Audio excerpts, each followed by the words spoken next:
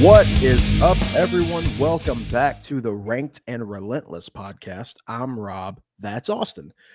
The show is now officially out as the time of recording this episode. This is the 20th of May. So yesterday, episode 1 came out. I've heard a few folks, especially folk in the wrestling business, which I had a feeling that would happen. I had a few folk in the wrestling business reach out and tell me how much they really like this concept.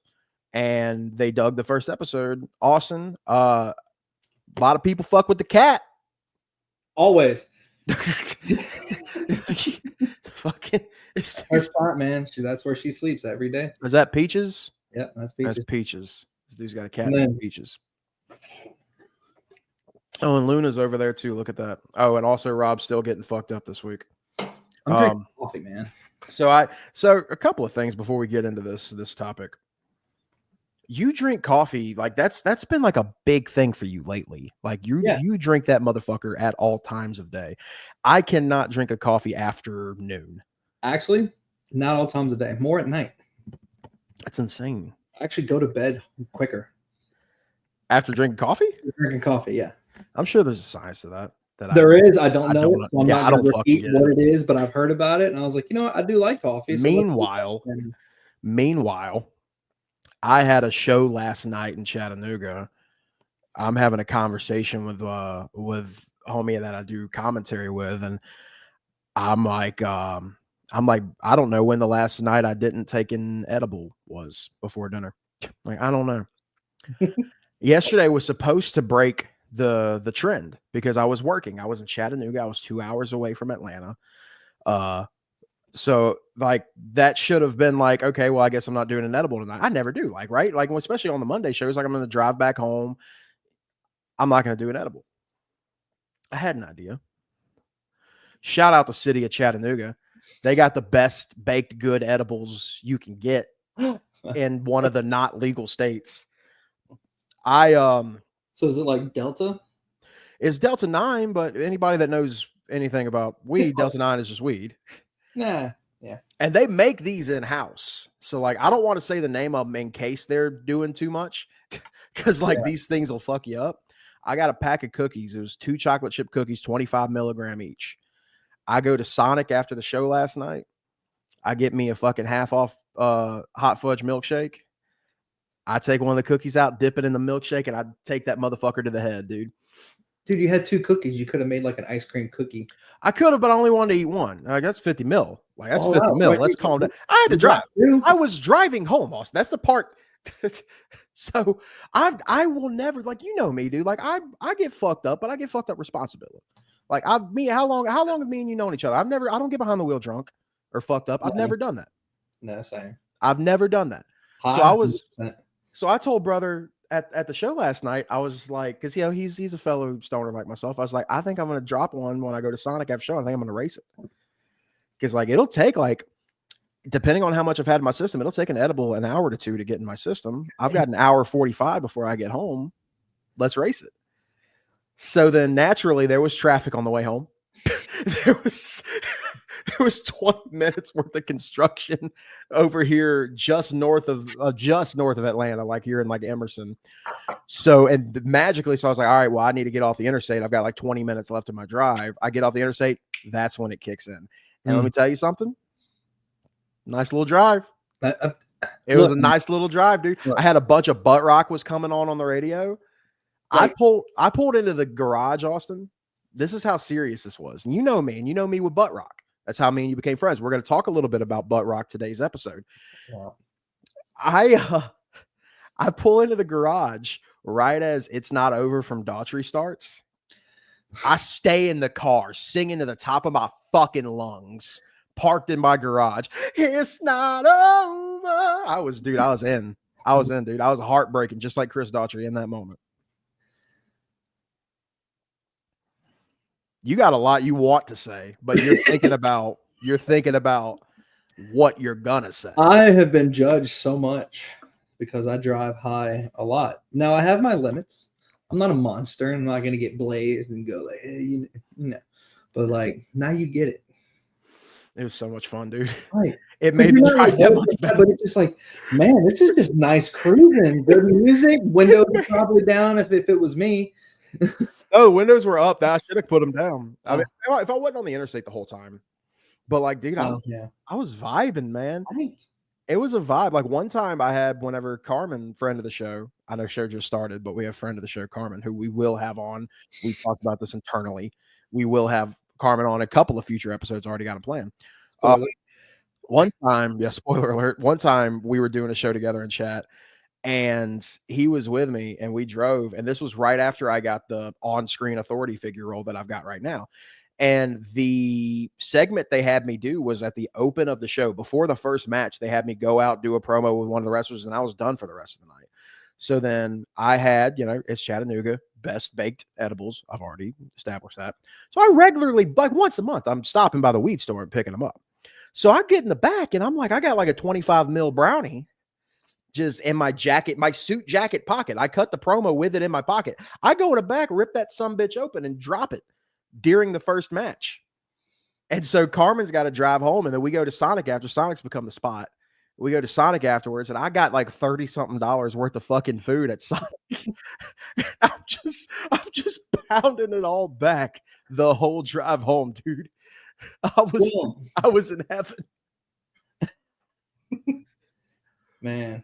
See, that's why I miss the Burger King dollar, whatever the BK Juniors, they were $1. Yeah. I would do that. I would 10 of them, no problem. Oh, dude, that was like we've established on the show before. Me and Austin used to live together in our younger years, late teens, early 20s. Dollar menu was a big deal back then. It was. Taco Bell, definitely. We were fucking drinking screwdrivers and smoking joints and going to fucking dollar menus, going to every dollar menu in town, just loading up. Honestly, like take away the screwdrivers and add coffee, man. Nothing's changed in 15 years. Take away the screwdriver and add coffee. Nothing's changed in 15 years. Yeah. I love you, Austin. So we're getting real nostalgic with this episode because we are talking about an album that was really one of the first records me and Austin bonded over. Mm-hmm. And that was a big thing for me and you, was that we both, not only did we love music, we loved a lot of the same kinds of music. And there were bands that you knew that I didn't know that you had shown me. There were bands I knew that you didn't know that I had shown you. We talked about that with Sleep Token. I was the one that brought that one to your doorstep. Mm-hmm. This was a band that, while I knew them, I knew their second album. And I don't know if the third album was out at that time. I did not know this album. You were the one that first showed me. I knew the single. I knew the first lead single on this album because it's the reason this band got big. But the rest of this album, I did not know before you. It was getting in the car with you and watching you fucking play along to the drums on your fucking steering wheel. Nothing's changed. Nothing's changed. Just get rid of the screwdrivers, add coffee. That's it. That's all that's changed. Yep. This week, we are talking about the 2002 debut album from Breaking Benjamin, Saturate. Saturate. Yeah. Austin, fair to say that Breaking Benjamin is one of your favorite bands of all time? Definitely top 3. Yeah. Because they're, honestly, I would even say this, I even love their newest stuff. I don't hate it. There hasn't really been anything for Breaking Benjamin like, nah, that ain't it. I'll be like, that song basic or anything like that, but Breaking Benjamin has always been like a staple whenever I started, because it was Linkin Park first, to be honest, and then I came into Breaking Benjamin. The same thing, because it was like Naruto and Dragon Ball Z AMVs on YouTube. I watched all the time, and it was Wish I May, Polyamorous would come up, and I'm like, what is this? And then, ever since then, I would say, same with you though, Phobia. I think that was the second album. That's third album. That's third album. That's the one that I religiously listened to. Yes. So second album was We Are Not Alone. That was what had Cold and Firefly and like We Are Not Alone, banger ass fuck. So full disclosure, guys, I genuinely believe the first 4 records, the first decade of this band's career, Saturate, We Are Not Alone, Phobia, and Dear Agony. I absolutely believe all 4 of those get reviewed on this show. because 100%. 4 records that we absolutely adore. The later stuff, I do not hate. I do not hate any of the later stuff.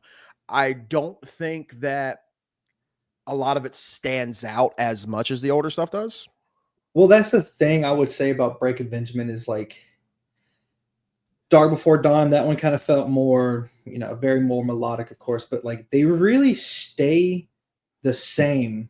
It's just they add different engine, like different sounds or different stuff like that, or they get a different person to record the label or record, and it's just a different sound. But like they stay true the whole time, and that's one thing I've always admired about them. Like,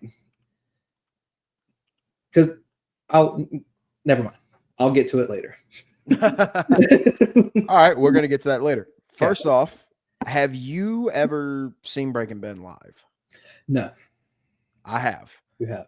I saw them, and I genuinely believe a very lucky time, because I saw them on the tour that I believe had to be canceled mid-tour because of Ben's issues with his liver and everything. Yeah.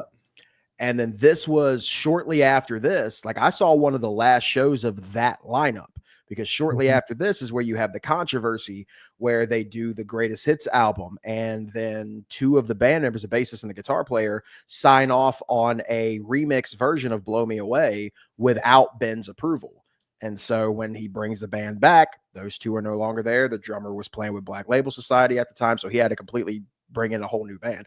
So I saw them with that Dear Agony lineup, which is the same as the Phobia and I believe the We Are Not Alone lineup. And so like it was like, to me, that's peak Breaking Benjamin. Yeah. I saw them do, the Big Breath, Diarrhea Jane, Blow Me Away, which was awesome. They had a big Halo cinematic thing playing behind them. I don't think they can't do a single show without Blow Me Away. You got to do Blow Me Away, dude. It's fire. They did Firefly, So Cold, all the bangers. The only song they played all the way through from this record was Polyamorous, and that irritated the fuck out of me. Now, they did do a melody of every other song off of this album, where they would do like 30-second instrumental of like the main riff of each of the other songs while Ben fucking like threw t-shirts at people or whatever. I mean, that irritated me. Yeah. I would give anything. I would pay. I have no money, I want to be clear, but I would pay crazy amounts of money to see a Breaking Ben show where they just play this album. I'd give so much. It would never happen.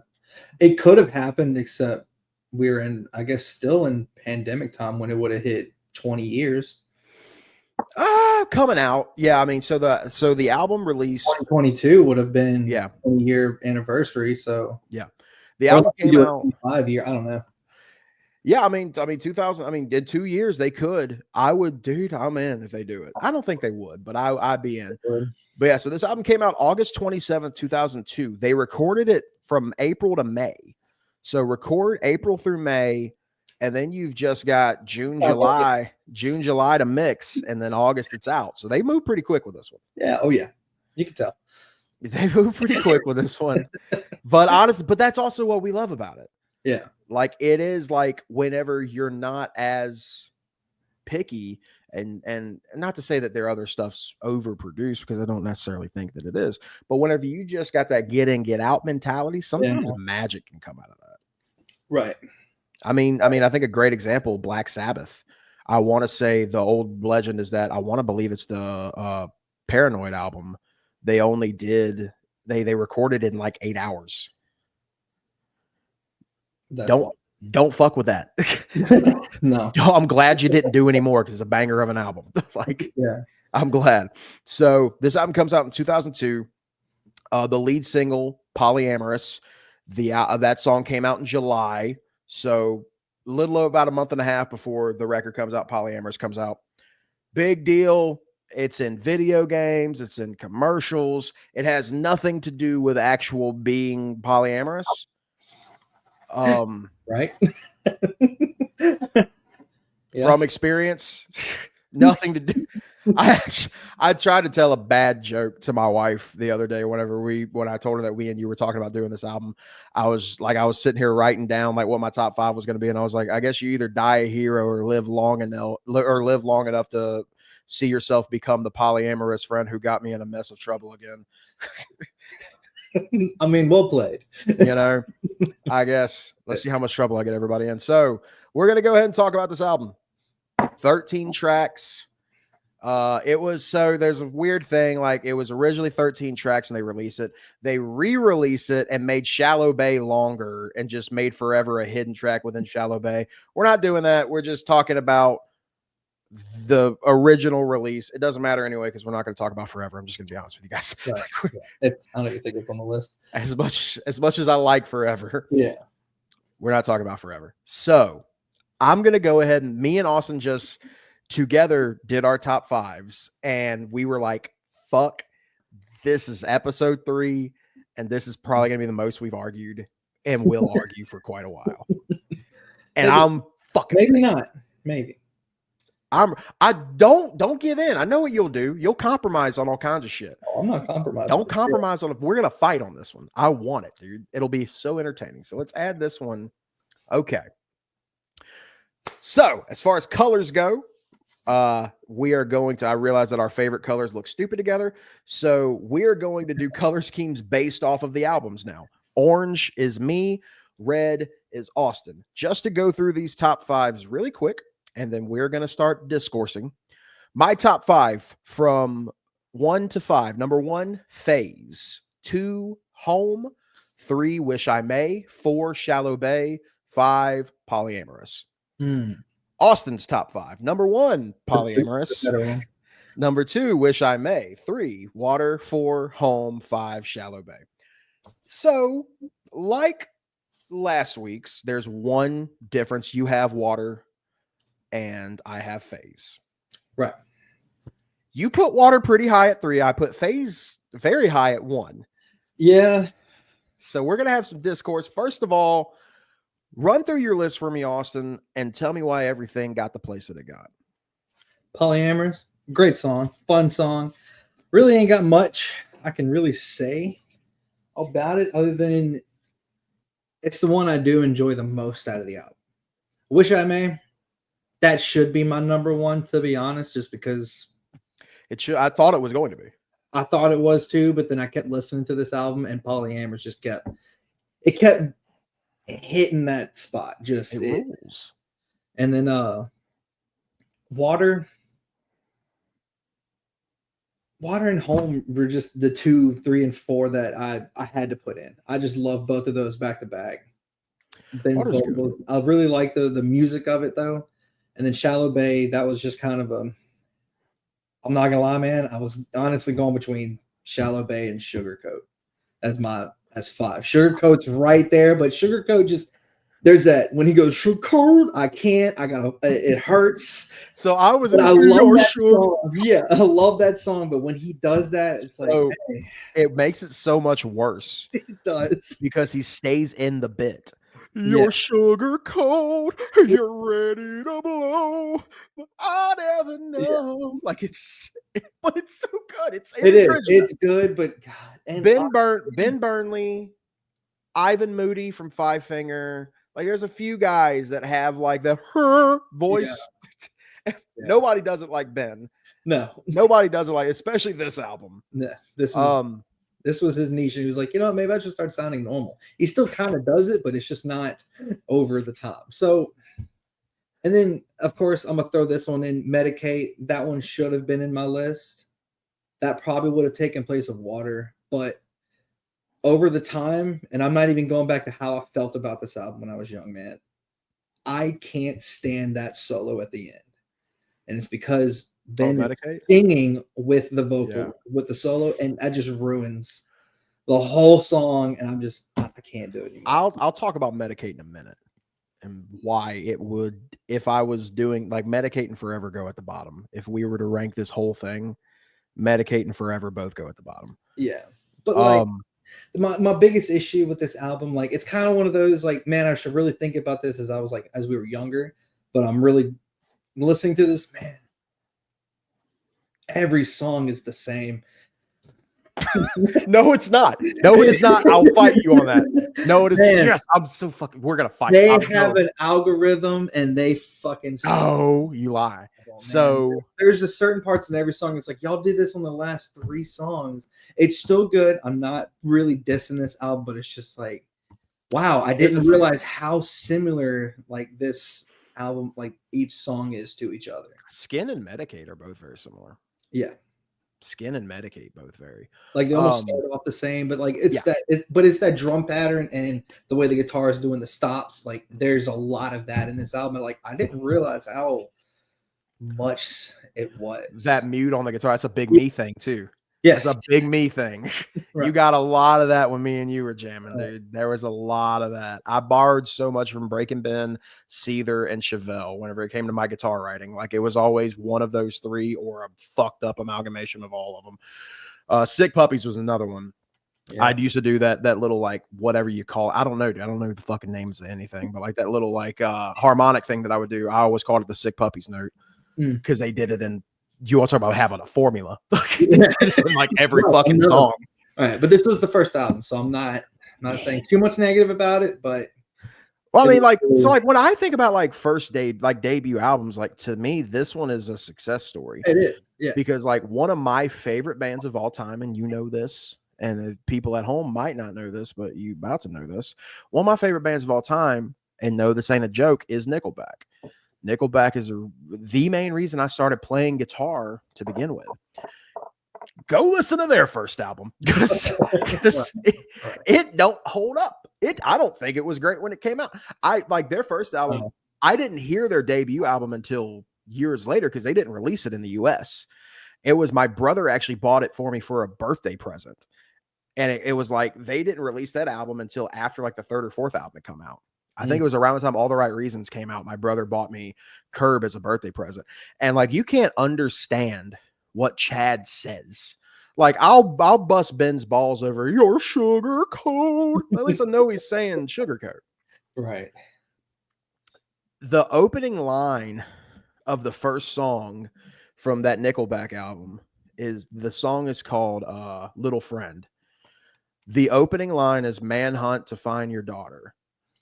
What he says is, that's what he says. You get any of that? No, not at all. Exactly. So this is I couldn't even compare it to it. Yeah. So this is a success. Right. No, this is a great album, but a phenomenal album.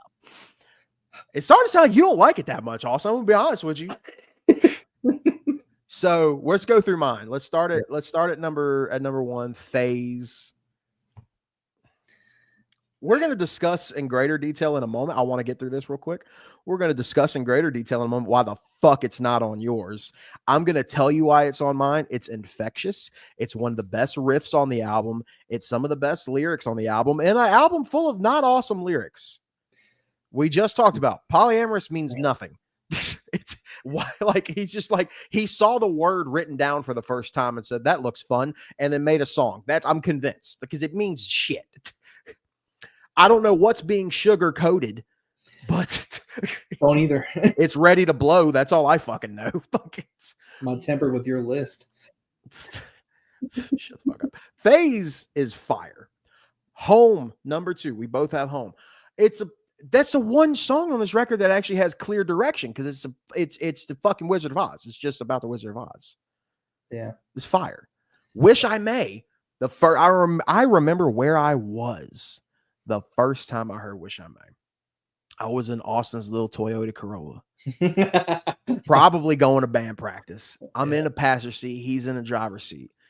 He's like, you want to hear some good shit? And I was like, yeah, I want to hear some good shit. So he puts a burnt CD in the fucking little gimmick. We had those. That's how old we are. We're in our 30s, folks. Puts a burnt CD in the gimmick. You hear that little cymbal build up, and then that fucking riff, that and Austin's like playing it on his fucking steering wheel. Mm-hmm. I fell in love. I'm like, what is this? I don't even get to the lyrics. If I would have waited for the singing to come in, I'd be like, oh, this is Breaking Benjamin. What the fuck is this? This is Breaking Benjamin's first album. I said, no fucking way. And I became a fan ever since. So Wish I May, out of respect. Shallow Bay was a song that I don't know if you remember this. I randomly would start playing that riff at practice because that was my stretching exercise, because it goes 2 to 5. And I would use that as like a stretching exercise at practice, playing that riff. Polyamorous don't mean nothing, but it's a great fucking song. And honestly, I think with Polyamorous, even for me, it's just the music. Like, Ben's good in it. You know, that was the song that was actually produced better than any other song, I would say, besides Phase. Here's my problem, man. Like, listening through this album, it was, if we did a top 7, Phase would be on my list. But here's the thing, between those 5 songs, I kind of just bullshitted my list because those are the 5 songs that I love the most. It was hard to actually top, because there's in each one of these songs, there's a part like in Wish I Made, that intro and then right into it, that tops Polyamorous, but maybe the chorus of Polyamorous kind of tops Wish I Made for me. And then Water and Home, like, it was, this one was probably, I know this is the third one, this is the hardest one I've had to actually do so far. So, like, for me, like, Wish I May and Shallow Bay fought for a while in my head because I couldn't decide which one went above the other. And it came because I love the intro on both. Right. I love the, you know, doom, doom, doom, da, da, da, da, obviously a Wish I May. And then the Shallow Bay, it's the same thing. Like this was a very synonymous riff for me. It was a fucking stretch exercise for me. I loved it. It came down to the chorus. You know, while I like as I float upon the shallow bay, like, that's fire. Yeah. I hate the line, I'm a California castaway, I don't think you want to fuck with me. That's such a stupid line. It came down to Wish I May. It's got such an epic chorus. Alas, this land of shining light. It's so good. Right. I'm singing so much a cappella on this one, guys, because if you don't know these songs, you need to know them. Phase, fucking explain to me why it's not on your top 5. Why it would be 7 on a 13-track album. Man, Phase, great song. It didn't hit. It just doesn't hit like it. Did we listen to the same song? We did. Do you think Phase is No Games or something? Fucking drum intro. Dude, the intro's the best part. You got the drums, and then it comes at like the little what do you call those? Bongos? Yeah. Got like some bongo gimmicks. And then you got the bass, and then the fucking lead. Like, it's an epic, like, minute-long build. And that's what I love about it. I have a hard time with it, honestly, because it's just Consequence by Incubus. All right. You really want to know my truth? That's it. And that, honestly, getting past that, Phase is a great song, but that whole thing, that is almost riff of Consequence by Incubus. I'm not saying you're wrong. I am saying you're not supposed to say that. Well, and that's my problem. Well, is it so bad? No. A song from one of our favorite bands sounds kind of like a song from another one of our absolute favorite bands. Right. You guys don't understand how much we fucking love Incubus. So we're going to touch on so much Incubus on the show. Like I was saying, like, going through this album, I even made a comment how they all sound the same. Do I feel Phase should have been on my list? Yes. But when I listen to Home, Water, and Shallow Bay, because Polyamorous, Wish I Made, they're 1 and 2 no matter what for me on this album. Yeah. Phase just didn't hit like those did. The way, this probably took points off for you, but considering what we've been talking about, what does it for me is the overdoing of the vocals in this one. Because he does 2 of his tropes back to back. He has 2 big tropes. We always talk about we talk about that trope all the time, the opera trope. Like, we talk about that one all the time. He has this other, like, real breathy thing where, like, he'll, like, breathe in really, really sharp, before a line. Like he does in Polyamorous really bad. My polyamorous friend got me in a mess of, like he like fucking takes this like big inhale. You can't even tell that he's saying she. Like just like it sounds like static. And he does that in Phase, like it's just a verse. I fucking love it, dude. And then just like they ride the riff, and as they ride it, he just everyone goes verse. I love it. I'm like I'm saying, not saying it's a great song, but you know how I've just also referenced that all of Breaking Benjamin's albums, they stay with their sound. Phase to me is just in that sound. Good sound. All right. You know, like I'm not saying it's a bad song. It's just you like it more than I do, and that's okay. We can argue about well, that's the thing. It's not about agreeing that we both like it. It's about me being right about how much more I like it. That's the idea of this. This course is fun. So we're already half an hour into this. Let's go ahead and decide. Okay. So first of all, a second. Water's got 1 second. No. Water and Phase have to move. Okay. Wish I May, it's second and first. That has to go first. Because the next up is Home, which is second and 4. Yeah. So I'm going to put Your Wish I May right up here. Okay. We've got Home in 2 and 4. I think Home is number 2. If we're being fair. 2. Okay. You had Polyamorous at 1. I've got it at 5. Meet in the middle at 3. Because I'm actually going over the songs in my head again. I want Shallow Bay 3, Polyamorous 4. Okay. Because that's the problem that I have with this album, man. Like it was, these are just top 5 of the list. Putting them in order, they're all 1 for me. So like this one, man, this was difficult for me to pick them. No, absolutely. I mean, the next ones that we've so full disclosure, next week we're doing a new album. The week after that, we're doing another retro album. That retro album is going to be, I'm probably going to be having as hard a time, if not harder a time, as Austin's having with this one. That one might make or break our friendship, though, if you don't. It would. Well, I mean, and we had to change albums on that one because it was going to be the same band but a different album. And I was like, can we do this other album, please? Right. I feel like this one we actually have a better chance of agreeing with each other. Yeah. All right. So number 5 is going to be either Water or Phase. How strong do you feel about this?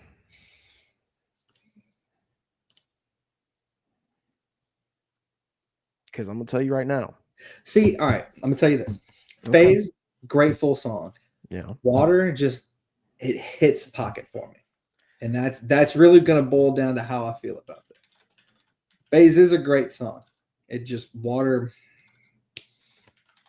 because it's just a basic rock song. Nothing great. Well, I can't say great. I really like it. All right. Here's what we're going to do. I'm going to pull up lyrics from both albums or both songs. Well, don't go after the lyrics. Water's stupid. Water doesn't make sense.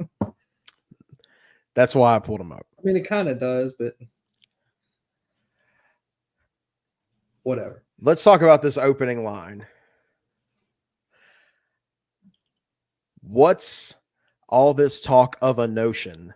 I'd rather drink from the ocean. What did you mean when you said no? I only want what is best for you. You know, when you really boil it down to, it doesn't make sense. This is, I think, genuinely, outside of Forever, my least favorite verse on the album.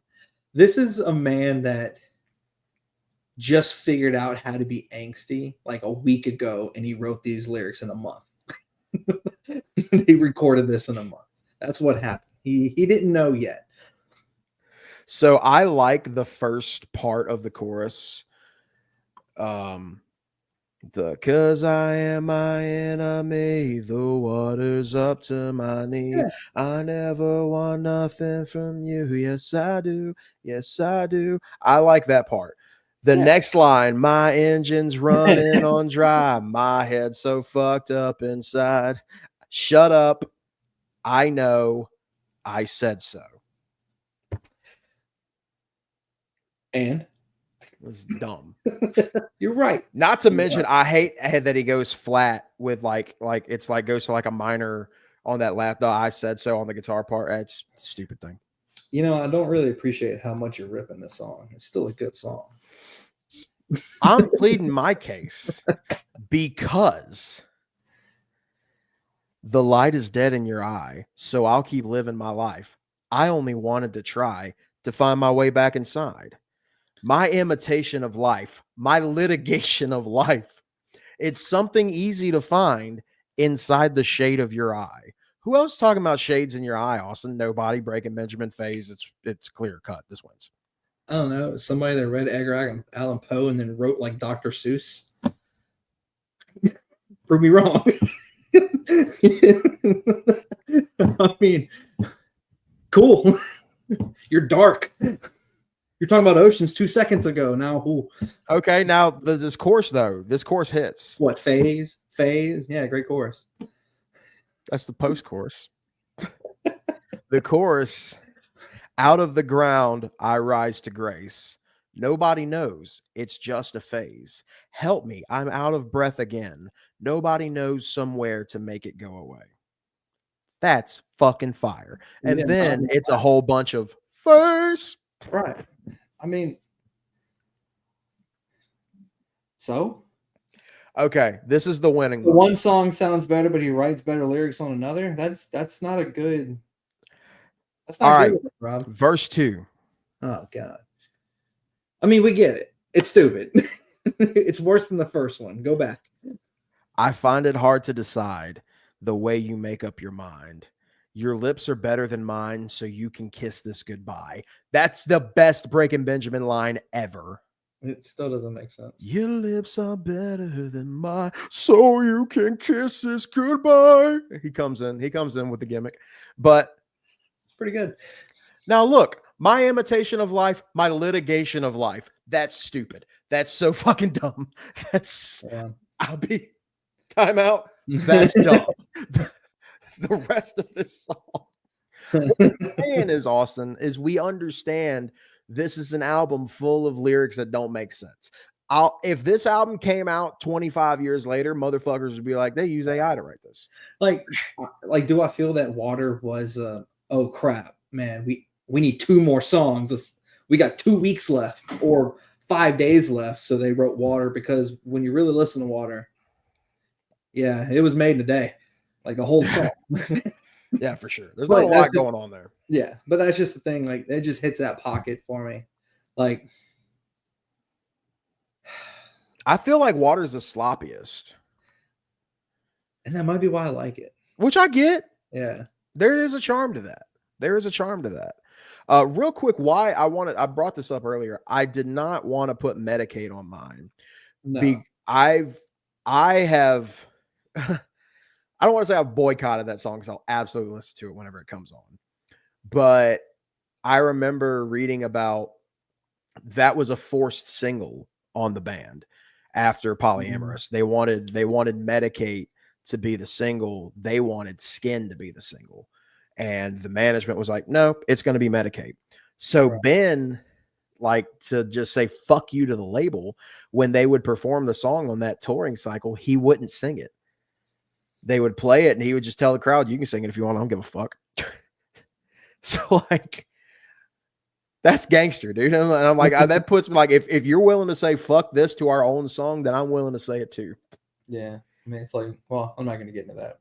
I'm going to say it's like the Doors. Said you couldn't say this one line, so they did anyways. Oh yeah, you can't say take me higher. Yeah. You know, I'm reading the lyrics. Let's throw Phase up there. Oh, what did it? Because in the grand scheme of everything, Water was the fuck it song. Like, it really was the we got to get this out now. Like, that's how I feel about Water. But I'm more happier listening to that one. But I'll throw Phase up because it's a happier song than Phase. Yeah. Phase makes me like, dude, like, if that intro wasn't so fucking long, dude, that would be my intro music as whenever I wrestle. Like 100%. But out of all of these, it makes sense to have Phase at 5. Okay. I'm going to put it up there before we argue any further. So, definitive list, everybody. If you have not heard Saturate by Breaking Benjamin, I know we've argued a lot and we've said what might sound like negative things about this album. We love those. They're charming. It's a very charming album. I cannot stress you enough, especially like I think this, I know we've only done a few episodes at this point. This more than ever, if there are 5 songs of this album, if you're thinking I might want to go listen to this, these are the 5 you need to go listen to. Wish I May up front at number 1, Home at number 2, Shallow Bay at number 3, Polyamorous at 4, Phase at 5. Guys, that's the list right there, man. Wish I May is the opening track on the album. I am a sucker for an opening track that just punches you right in the face. And this genuinely, I think Wish I May is a big Wish I May and Nickelback was really good about this too, having an opening track that punches you in the face. I mean, they had their 4th album, The Long Road, open up with Flat on the Floor. It's like a 2-minute song. Awesome. Album after that, All the Right Reasons, open up with Follow You Home, one of the best drum intros ever. Like, I'm a big fan of that, and that I'm totally pumped on Wish I May be a number 1 for that reason. Such a great way to start the album. Austin, you happy with this list? You fine with this? I'm happy. I mean, sounds about right. Didn't get my way, but I'm happy. It's all good. Yeah. I bullied you on this one. I was not like, I've had some times where I've been like, all right, Austin, I'll let you have this. No, you weren't having shit today, son. You came prepared with, like, you knew I was going to pick Water and you said, not today. Like, well, I wasn't expecting you to shit on Phase. Yeah. I didn't know I was going to have to fight for that one. Like I say, I'm not shitting on it. Just, I don't know. A lot of this I saw. I honestly thought you were going to have Medicaid on there. Next to nothing, I had a feeling neither one of us were picking. Forever, I had a feeling neither one of us was picking. No. To quote you can keep your ballots. Natural Life, I'm actually surprised neither one of us had Natural Life, because that is a banger as well. See, that would be in the top 7. Yeah, it's wild. So next week, we are going to be looking at another new album, one that came out, I think, a month or so ago at time of recording. A lot of really fun things to talk about this album. I really like how they released it. I like a lot about this album. I listened to, at this point, some of the album. I don't like a lot about the actual album, but we're going to talk about that when we get there. We are looking at A Day to Remember's new record. What's it called? The Big Album Volume 1 or something like that? Big Old Album Volume. Big Old Album Volume 1. So part 1 of more to come. Looking forward to that. Do love A Day to Remember. I think that this and their last album, I don't know, I feel like they've lost the plot somewhere, but we're going to figure it out. There are songs, I will say, so far, I am liking this album more than the last one. It ain't Homesick, though. Yeah, that's true. It ain't. But this was a lot of fun. This was a good episode. I'm really pumped on this one. Thank you guys so much for watching us or listening on Spotify, YouTube, wherever you're checking out the show. You can follow me on Twitter at SweetSexyRob. If you want to tweet about the show, tell us your thoughts about it. We'd love to know if you guys are digging this format, if you like the albums that we've talked about. And by all means, if you have any suggestions on albums you think we should look at, hit me up at SweetSexyRob on Twitter, Instagram. Let me know what you think we should look at. And we're definitely we will consider it. We would definitely love to have user selected albums to look at. But until next time, I'm Rob. That's awesome. Thanks for hanging out. Were you going to say your name and then I said it over you? Yeah, it's all good. We'll work on that. All right. You know what? We're going to get it right. Okay. Till next time, I'm Rob. And I'm Austin. Thanks for hanging out. That's not bad. No.